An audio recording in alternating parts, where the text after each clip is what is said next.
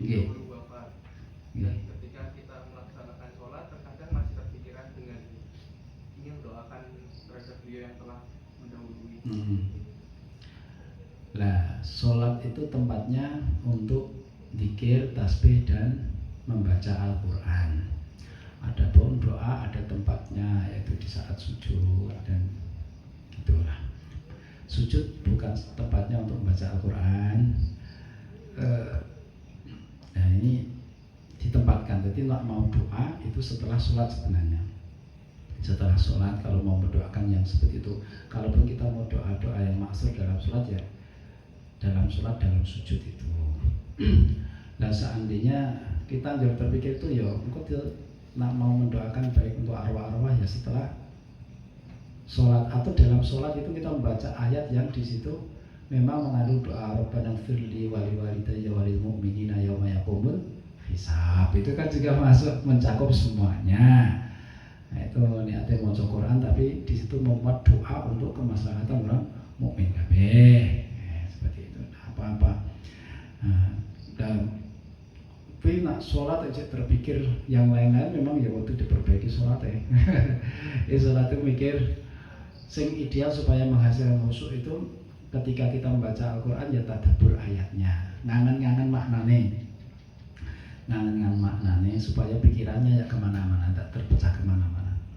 Dan ketika rukuk suruh melihat lututnya, nah, ketika sujud suruh melihat tempat sujud atau hidungnya supaya tidak kemana-mana. Ketika kita berdiri melihat tempat sujudnya, tempat nilai batuk. Itu untuk menghasilkan khusyuk, paling tidak khusyuk dohir itu bisa dihasilkan. Nah itu juga untuk membina khusyuk batin.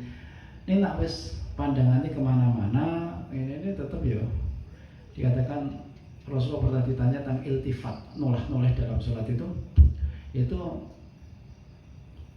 ikhtilas, serobotan dari pencerobotan setan. Jadi setan itu nyuri pandangan kita, pikiran kita supaya tidak khusyuk dalam sholat. Jadi memang yo nak arep dungo-dungo itu nanti di luar sholat, kecuali memang kita membaca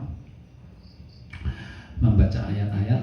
Saat berdiri itu pokoknya mahalul qiraah. Saat berdiri itu tempatnya untuk membaca Al-Quran. Dan dalam sujud misalnya mau menambahkan doa dalam sujud selain daripada tasbihat itu boleh. Yang ulama berpendapat nak dungane jawab dalam sholat ora kena. Kalaupun doa ya bahasanya bahasa Arab, apalagi yang maksur. Nah, gitu ya. Itu Pak. Nggih. Mengkodo sholat wajib. Mengkodo sholat wajib gimana? Mengkodo sholat wajib, saya pernah mendengar orang menanyakan menggantikan sholat wajib yang pernah ditinggalkan pada masa jariahnya dia. Nggih. Itu hukumnya gimana? Nggih. Bagaimana hukumnya mengkodo sholat?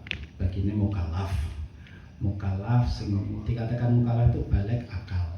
Islam balik akal. Itu dikatakan dia mukallaf. Nah, ketika dia sudah menyandang kategori mukallaf karena sudah baliknya, tapi dia meninggalkan sholat padahal tahu wajibnya sholat, tapi dia meninggalkan karena kesel. Dan itu ketika dia mau bertobat kepada Allah ya wujud tobatnya itu sholatnya sing ditinggalkan mau dikodok. Nah ketika sholatnya didontek, kadang sholat kadang ora, sehingga tidak bisa mentakyin berapa sholat yang ditinggalkan dan berapa yang sudah dikerjakan. Ketika seperti itu kita tidak bisa melihat prosentasenya. Biasanya orang hitung misalnya 5 waktu, orang hitung loro mesti bolong misalnya. Berarti kan 50% yang dikerjakan, 50% yang ditinggalkan. Atau wah akeh tak tinggal kini daripada tak kerja kini, anggap saja tidak ada. Nah, terus dikodok itu dihitung dari mana? Ya sejak ngidan memang jadi ketika sudah mukallaf sampai dia mau sadar dan tobat itu dianggap dia tarikus sholah, meninggalkan sholat, maka dikodok.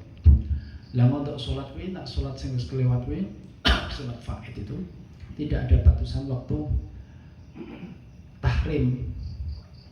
Jadi seluruh waktu itu bisa digunakan untuk mengqadha sholat meskipun ba'da asar dan ba'da subuh. Itu boleh untuk mengqadha sholat.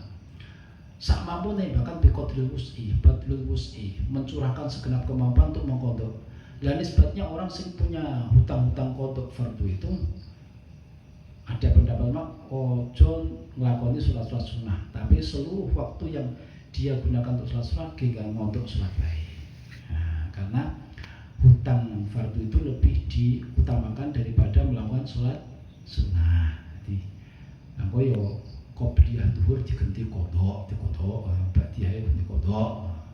Ki ngontok apa? Waktu tahajud yo tangi wong ngene ki ngontok sholat. Nah, carane gawe hitungan koyo kalender gitu apa disilang. Setiap satu tanggal, satu angka itu kan berarti 5 waktu sholat. Nah kita sholatnya diurut wae nak cara ngono. Sholat subuh, sholat subuh.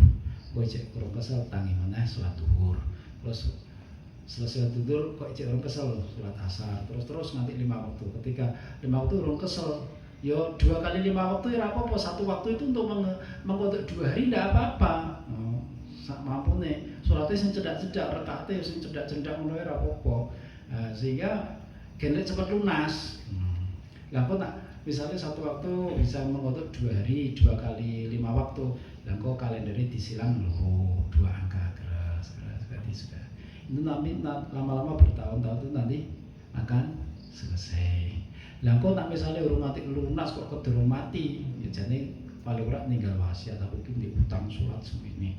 Niku ganti urus ahli warisnya, nak umpama nganti mati urung nganti iso lunas padahal dia sudah mencurahkan segenap amal, dia tidak termasuk orang yang berdosa karena wis ono niat apa itu untuk seluruhnya umpama panjang umur ning konsekuensinya tetap diqadhakke utawa difidyahi dene ahli waris itu. Itu saya punya kawan-kawan dan mriki ya do ngono kuwi do. Ya posone Ramadan ya do entek. Sholatnya ya bisa yo nak gelem sholat nak ora lah sing dikerjake apa sing ditinggalke apa kan ora kalingan bertahun-tahun sudah ngerti tidak ada kamu